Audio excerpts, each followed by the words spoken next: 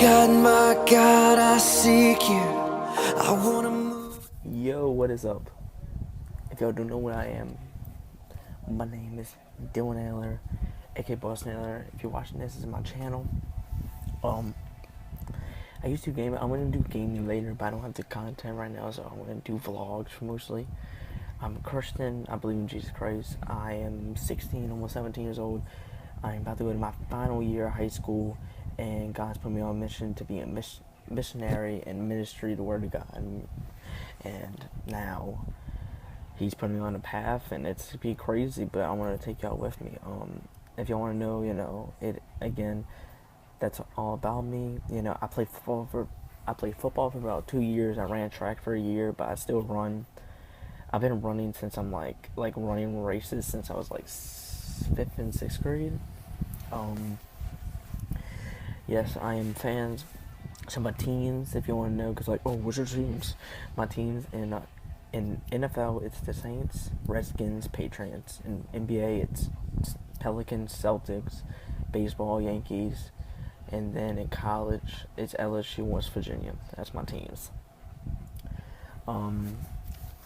Yeah, I like watching YouTube, but this is a little clip if y'all want to get to know. I do have new vlogs posted up. I have vlogs lined up. It's just I hate uploading them. It sucks. I don't like uploading.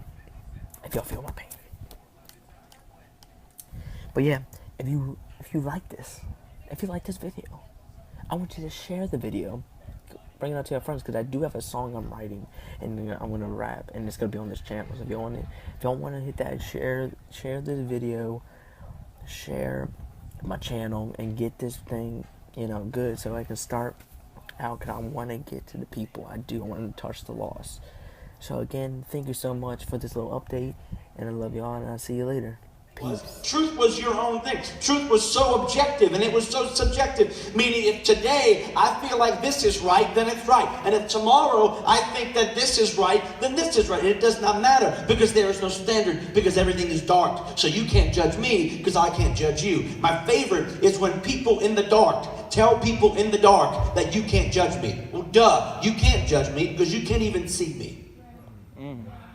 But the bottom line is this, is that when someone with light shows up, all of a sudden everything changes. Because now I see things for what they really are. I know the truth, and the truth has set me free. So when I see things that are wrong, I obviously want to see them change. But see what happens, if we turn the lights off and I wait until your eyes dilate and then you got used to the darkness, and then I turned on a big old massive light, what's the first thing you're going to do? You're going to hide your eyes, close your eyes, and make some moan noise. Ah! Right? That's it. Boo, hiss. That's what's going to happen. Why? Because your first interaction with the light is going to hurt you. In the morning, if I come in your room, you're not awake, and I flip the lights on, you're going to be mad at me. Even if you love me, you're going to be mad at me. Why? Because I am shocking you out of your current state of comfortability. I'm shocking you out of your current situation where you like it and you're cozy.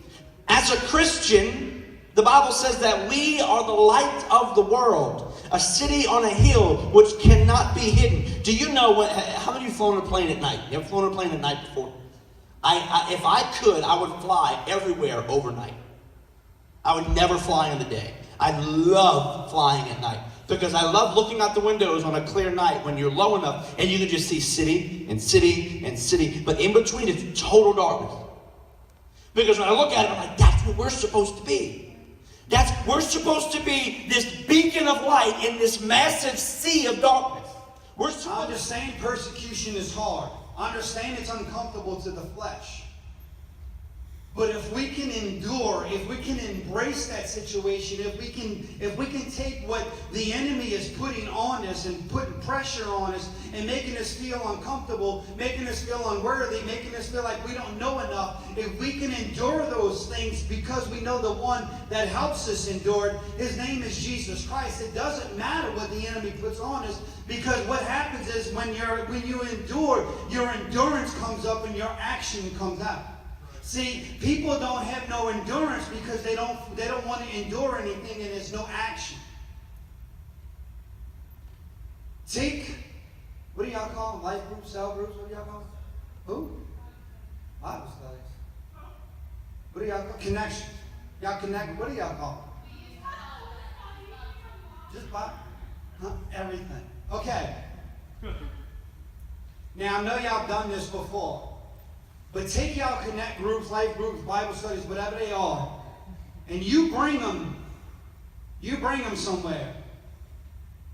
And you say, listen, this is what we're going to do. We're going to pray for people tonight. We're going to spread the gospel of Jesus Christ. See, endurance is the action of enduring, but if you don't ever step out in something, you're never putting action to what you already believe or know. So there's no endurance, and when trials comes and tribulations come, people fail and walk away. It's the same thing with marriage. See, there's no endurance in marriage because they don't want to endure anything because it's easier to walk away. We in the front line event. We see everyone. Look at this dude up here. Unity prayer, baby. Everybody get ready. Look at this dude behind the scenes over here. Hey, Corey, come here. Hey, Brady. Bring my phone. Bobby does. What is he doing? Behind the scenes. Behind the scenes of the vlog. Oh no, man. What is he doing? Yo, we at the snowball stand. Wait, damn. Turn up. Turn up. Turn up. We turning it up. So let's get it.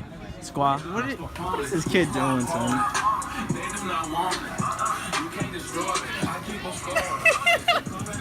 When you're hungry for food, you want it so bad that you'll do anything for it. You'll spend your time thinking about ways to eat as much food as you can because you know you're not going to get another meal until this time. You're that focused on getting what you need. So God says, God blesses those who hunger and thirst for justice, for they will be satisfied. You're not going to be satisfied with worldly things. You're not going to be satisfied when you think, man, I want to know who I'm going to marry. Man, I want to know where I'm going to go to college. You won't be satisfied knowing when you're going to go to college. What happens once you get to college? You're going to have another thing. You're going to have another thing that you're constantly wanting. You're constantly desiring more. But with God, you can always be satisfied but never be full. Because there's always something else from God. You can always desire something from God. You can always have a hunger to know more about God. Or you might be put in a situation where you have to go a little deeper. You have to read a little more. You have to pray a little more. That all goes into hunger. A strong desire, a craving for. How many of you right now can say that you don't have to answer, you don't have to raise your hand, but that you have a crave to know Jesus more? That's a strong word. And sometimes we hunger for God conveniently. We don't want to wait it out. We don't want to. Right. We just want it right now. Sometimes it takes time to get what you want. Sometimes it takes some pressing in. Yeah. When you're starved for a long time, how much better does that food taste? Yeah. Once you get it, you're so thankful. You're so grateful. Yeah, that's good. You get a better understanding of how awesome that thing that you want is once you get it. Ask me to do something like, man, I'm too good for that. I don't want to do that. If I can't do what I want to do, then count me out. Just imagine if out of these 300 men, 299 of them said, if I can't be the leader of these 300 men and get the glory, I don't want to do it. Then guess what? Gideon would have been stuck there by himself and nothing would have happened. And Gideon could have been as hungry as he wanted, desired God as much as he could, but face it. Unless angels came down and God did something super spectacular, 1 on 10 billion, isn't good odds. But you get 300 all unified for one mission, one purpose, one goal, and with God the Father backing them up, you can take on everything. And if you think about countless stories throughout the Bible, like, Jesus gives the parable of leaving the 99 and going after the one. If you think about all those 99 sheep, like I always thought in my Christianity, every time I read that parable, like, why would Jesus leave the 99 and go after the one? It's because it's God's will that all shall be saved and none shall perish. And if the 99 are good and they're cool and they're not in need of Jesus Christ in that moment as much as somebody else is, God's going to go to that person. And if those 99 are focused on themselves and like, well, why isn't Jesus chasing me? Why isn't Jesus coming after me? Then that one person is going to be lost forever. And God's will, it's God's mission, it's God's statement that all shall be saved and none shall perish. And that's why it's so important to remain selfless in everything that you do for the kingdom, because if you aren't, then gossip's going to start.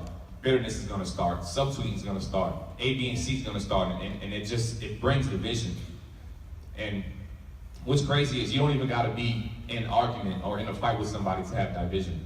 because the word division simply means die, meaning multiple or two, and vision meaning vision, a goal or a task. If you have multiple visions and multiple people backing those two things up, then no vision is ever going to get accomplished. We all have to be unified under one purpose, one goal, one mind, of one accord, and Jesus understood this. Paul understood this. Peter understood this. That's why we have these scriptures like 1 Corinthians 12, where it talks about the body and everybody having a specific part in the body, and how one part of the body can't tell the other part of the body that I don't need you, I'm more important to you, because we all work in unification for one purpose and for one goal, and that is to see everybody saved and to make disciples of all nations. To be bold. How many of you guys know that it's significant? Oh, cool. This is the Holy Spirit, and y'all are gonna laugh at me when I tell you that this is the Holy Spirit, but it is. You ever heard of a wingman? Right? Right? You a dude, right? You out, you're a single guy, and you trying to find you a lovely lady to marry, or you trying to find you a lovely lady to get with, right? How terrifying is it if you just gotta be like, all right, except for Jordan, because Jordan don't deal with this.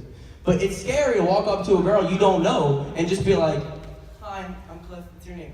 It's so much easier when you got your dudes with you, right? Girls, you can relate to this. If there's a dude that you think is really cute, and I'm totally about to subtweet somebody, there's a dude that you think is really cute, and your friends are getting together to go do something, and that guy's coming. You're like, I need to bring my friends with me, because this guy's so cute, and if I get in an awkward situation with him, I'm just gonna pass out, right? Like, it's so easy to be bold when there are people with you, because you know somebody's got your back. You know there's somebody supporting you, and that if anything goes wrong, that person's ready to step up and be like, hey, I got you. It's so much easier to be bold when you're united. First scripture I'm going to read is going to be Judges 7, 9 through 15.